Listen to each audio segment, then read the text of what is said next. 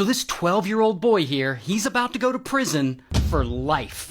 Let's call him Sting. And Sting is a huge fan of pro wrestling. He loves watching WWE. His favorite was always The Rock. So one day, Sting's mom, who we'll call Mom gets a call from her friend asking if she can babysit her daughter. And the daughter we'll call Six, because she's 6. So friend asks Mom if she can babysit Six, and Mom's like, of course, bring her over. So there Mom is, babysitting Six. And Sting's there too, and Mom feeds them, and then she lets them watch TV. Then she heads upstairs to lay down, leaving Sting and Six downstairs to watch TV. And Sting, the big WWE fan, he doesn't want to watch TV. He wants to wrestle. So he and Six, they start play fighting, and he's showing her some moves. But Sting is much bigger than her. He's around 170 pounds, while she is about 50 pounds. So he's throwing her around the room, and he's like putting her in a headlock, and he's doing all kinds of moves. And he's getting really rough. Not to mention, they're getting loud. They're getting so loud that at one point, Mom calls out for them to quiet the hell down. Now at this point, Sting and Six have only been downstairs alone for about 45 minutes. And at around the 45-minute mark is when Sting goes upstairs. And he goes into his mom's room, because something's wrong. And Sting wakes his mom up and he says, Mom,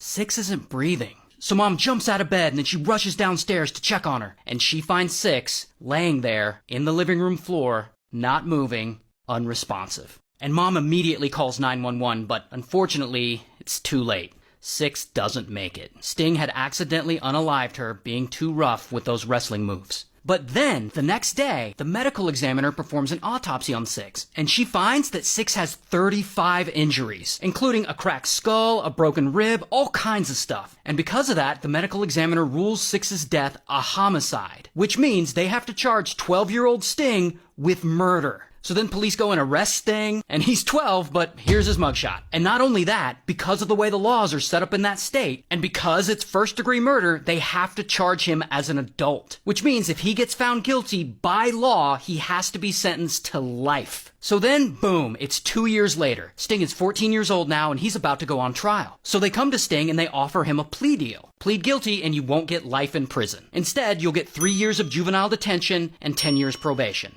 Not a bad deal. But Sting's mom believes this is all absurd. He was just a kid playing around, he's innocent, no jury will find him guilty. So she advises Sting not to take the deal. So he turns down the plea deal, and then guess what? A jury finds him guilty of first-degree murder. So at 14 years old, Sting goes to prison for life, which makes him the youngest person in the United States to ever receive a life sentence. Oh, but it gets worse. So Sting is in a juvenile prison for 3 years, and his attorney appeals his sentence, and after 3 years, it's actually overturned, because they argue that at 14 years old, Sting was not competent to stand trial in the adult court system. And it works, so now they have to let Sting go. And then they're going to straighten all that out, and then they're going to retrial him. But instead of having him go through the whole trial process again, they offer him a plea deal again. Instead of going back to trial and facing life in prison, 1 year house arrest and 10 years probation. And this is a really good deal. So this time, Sting takes it. And now at 18 years old, he's finally walking out of prison. No life sentence, he's finally out and he's happy, and now he has his whole life ahead of him. Until about a year later, after he's out, Sting is at someone he know's apartment. And he gets this weird idea, and so he calls Domino's and orders a pizza. And when the pizza delivery man shows up, Sting suddenly, like out of nowhere, pulls out a pew-pew and demands that he give him all his money. Sting has decided to rob the pizza guy. So pizza guy's like, F this, and he runs away. And he goes back to Domino's, and he immediately calls the police. And so police, they show up to the apartment, they identify Sting, and they arrest him. Here's his mugshot. And they charge him with armed robbery, violating his parole, and a bunch of other stuff. He goes back to court, pleads guilty, and after all that, beating a life sentence and everything, he ends up getting sentenced to 30 years in prison. And all this happened in Florida, so shout out to Florida. This guy, let's call him Chuck.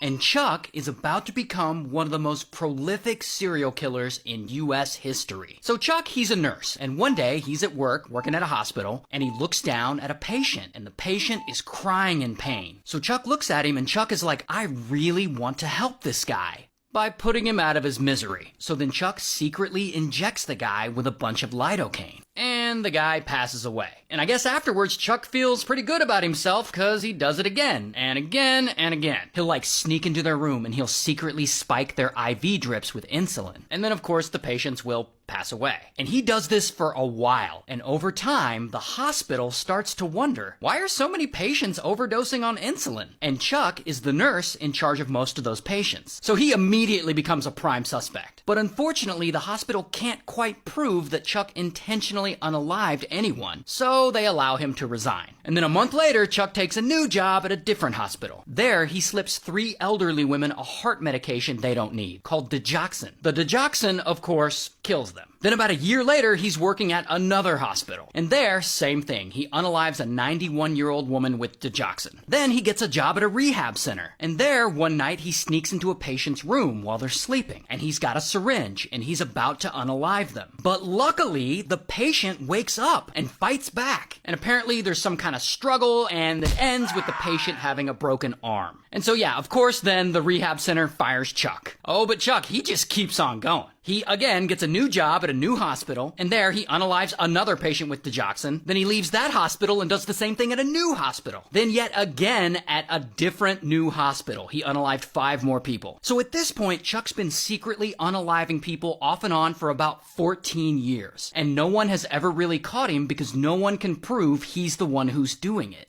Until one day, Chuck gets a job at a new medical center, and there he meets an ICU nurse. Her name's Amy. And Amy likes Chuck. She thinks he's a good nurse who has a lot of knowledge about medicine. So quickly, Chuck and Amy become work friends. They talk all the time at work. He really opens up to her. But secretly, on the side, Chuck is still murdering his patients. Then, one day, an assistant pharmacist working at the hospital pharmacy, they notice a suspiciously high amount of deaths in one ward. And the deaths are all due to overdoses of insulin and digoxin. And police, they start looking into these deaths and they start connecting the dots, and all roads are pointing to Chuck being the one responsible. So the hospital immediately fires him, which sucks for Chuck, but police realize Chuck can just go get a new job at a different hospital. And police want to stop that from happening. They want to charge him with murder, but first, they have to find proof. So they go to Chuck's friend, Amy, and they tell her everything. Everything Chuck's been doing, he's been unaliving patients. They show her all the proof they have, and Amy is shocked. I mean, this is her friend. So police ask her if she'll help them bust Chuck. She'll wear a wire, and she can go meet up with him and see if she can get him to confess. And it's a tough decision, I'm sure, but Amy ultimately agrees. So she wears the wire, and then she hits up Chuck, and she asks him to meet her at a restaurant. So then Chuck comes to the restaurant to meet her, and they're talking. And Amy's clever. Once she gets him talking, she gets him to admit everything he's done. All the unalivings, all the patients, exactly how he did it, everything. And she records the whole thing. So finally, after a 16-year spree, Chuck is finally arrested. Here's his mugshot. And when all is said and done, he admits to unaliving around 45 patients total. Although in retrospect, they actually think it might be closer to 300. But they can't really prove it due to lack of records. Regardless, Chuck goes to trial, he's found guilty, and he's sentenced to 11 different life sentences, like over 400 years in prison. I don't think he's getting out.